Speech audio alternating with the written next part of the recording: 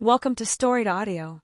They met at 21, at a friend's bonfire where the music was too loud and the stars were too bright to ignore. She laughed at his awkward joke. He noticed the way she tucked her hair behind her ear when she was nervous. Something sparked. Quiet, warm, unmistakable. But life, as it often does, had other plans. A job offer pulled him 3 states away. Her mother got sick, and she stayed home to help. They promised to keep in touch, but promises made in the glow of firelight don't always survive the weight of real life. Years passed in fragments. They ran into each other once at a grocery store. She was engaged then. He was leaving for a work trip. Another time at a wedding. He had a girlfriend. She had just broken up with someone.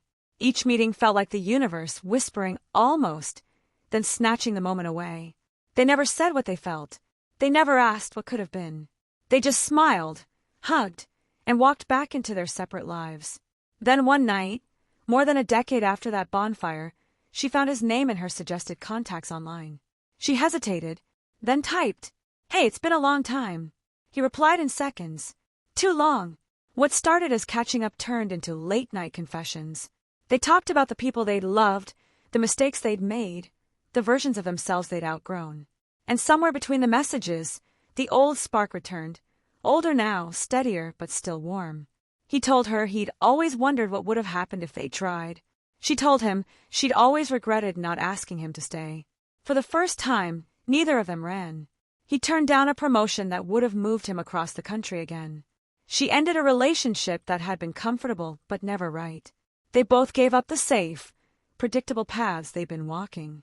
When they finally met again, really met, without timing getting in the way, he pulled her into a hug that felt like coming home after years of wandering. "You know," she whispered against his shoulder, "we could have had this a long time ago." He smiled into her hair. "We have it now. That's enough." And for once, the universe didn't say almost.